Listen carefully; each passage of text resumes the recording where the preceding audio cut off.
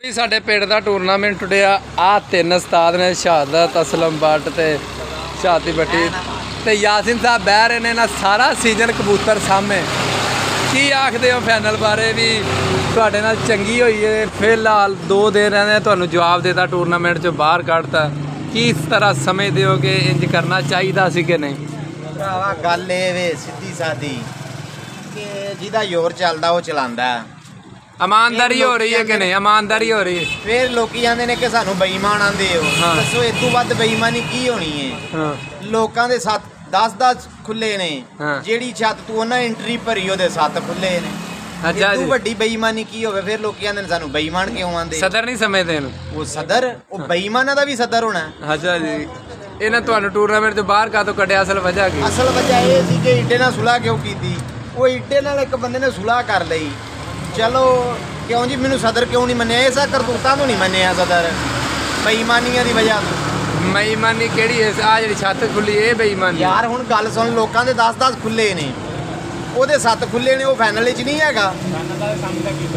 ਉਹ ਸਾਹਮਣੋ ਸਾਹਮਣੀ ਤੇ ਫਾਈਨਲ ਵੱਖਰੋ ਵੱਖ ਕੇ ਸਾਹਮਣੇ ਇੱਡੇ ਨਾਲ ਲੱਗੀ ਉਹ ਇੱਡੇ ਦੇ 7 ਖੋਲਦਾ ਫਾਈਨਲ ਹੀ ਤੇ 10 ਖੋਲਦਾ ਫੇਰ ਆਂਦੇ ਨੇ ਅਸੀਂ ਬੇਈਮਾਨ ਨਹੀਂ ਉਧਰੋਂ ਐਂਟਰੀ ਭਰੀ ਹੈ ਤਾਂ ਬੇਈਮਾਨ ਨਹੀਂ ਹੈਗੇ ਤੁਹਾਨੂੰ ਬਾਹਰ ਕਿਹੜਾ ਤੁਹਾਨੂੰ ਗੁੱਸਾ ਹੈ ਸਾਨੂੰ ਗੁੱਸਾ ਕਾਹਦਾ ਹੋਣਾ ਹੈ ਸਾਡਾ ਪਾਲਾ ਹੀ ਇੰਨਾ ਗੂਏ ਲੋਕਾਂ ਨੂੰ ਰਾਤ ਨੀਂਦ ਹੀ ਨਹੀਂ ਪੈਂਦੀ ਸਾਡਾ ਨਾਂ ਸੁਣ ਕੇ ਅੱਛਾ ਜੀ ਤੇ ਲੋਕੀ ਆਂਦੇ ਨੇ ਲੋਕਾਂ ਨੂੰ ਕਿ ਤੁੰਨ ਕੇ ਆਈ ਇੰਨੇ ਜੋਗੇ ਹੈ ਉਹ ਤੇ ਆ ਪਾਓ ਨਹੀਂ ਤੇ ਚੂੜੀਆਂ ਪਾ ਕੇ ਮੇਲਿਆਂ ਤੇ ਨੱਚਿਆ ਕਰੋ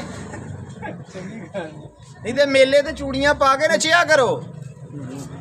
ਇੰਨੇ ਜੋ ਭਲਵਾਨ ਲੋਕਾਂ ਨੂੰ ਮਸ਼ਹੂਰੇ ਦਿੰਦੇ ਹੋ ਤੁੰਨ ਕੇ ਆਈ ਚੰਗੀਆਂ ਲਾ ਕੇ ਆਈ ਤੇ ਆ ਪਾਓ ਮੈਦਾਨ ਵਿੱਚ ਤੇ ਅੱਸੂ ਸਾਨੂੰ ਪਤਾ ਲੱਗੇ ਅੱਸੂ ਵਾਸਤੇ ਅੱਗੋਂ ਹੈ ਕੋਈ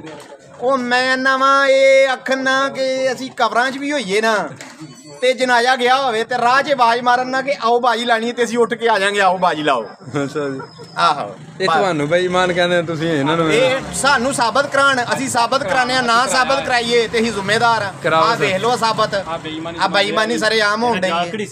ਜਾਲ ਸਾਈਡਾਂ ਤੇ ਟਾਈਮਾਂ ਬਦਲਾ ਦਿਓ ਆ ਬੇਈਮਾਨੀ ਆਣੀ ਤੇ ਹੋਰ ਕੀ ਬੇਈਮਾਨੀ ਖਾਨਾ ਜੁੜੀ ਸੀ ਸਾਡਾ ਕਬੂਤਰ ਇੱਕ ਬੈਗਾ ਉਹਦੇ ਕੁੱਤੋਂ ਆਂਦਿਆ ਉਹ ਥੱਲੋਂ ਆਪੇ ਉੱਡ ਕੇ ਗਿਆ ਏ ਤੇ ਸਦਰ ਨੇ ਮਾਨ ਕਰਾਂ ਝੂਠਾ ਦਿੱਤਾ ਕਿ ਤੁਸੀਂ ਆਪ ਮੁੱਟ ਦਿੱਤੀ ਆ ਇਹ ਸਾਬਤ ਕਰਾਵੇ ਨਾ 5-6 ਸਾਲ ਹੋ ਗਏ ਨੇ ਮਾਨ ਕਰਾਂ ਚੁੱਕਿਆ ਹੈ ਸਾਬਤ ਕਰਾਵੇ ਇਹ ਬੇਈਮਾਨੀ ਨਹੀਂ ਸਦਰ ਮਾਨ ਕਰਾਂ ਦੇ ਦਿੰਦਿਆ ਹੈ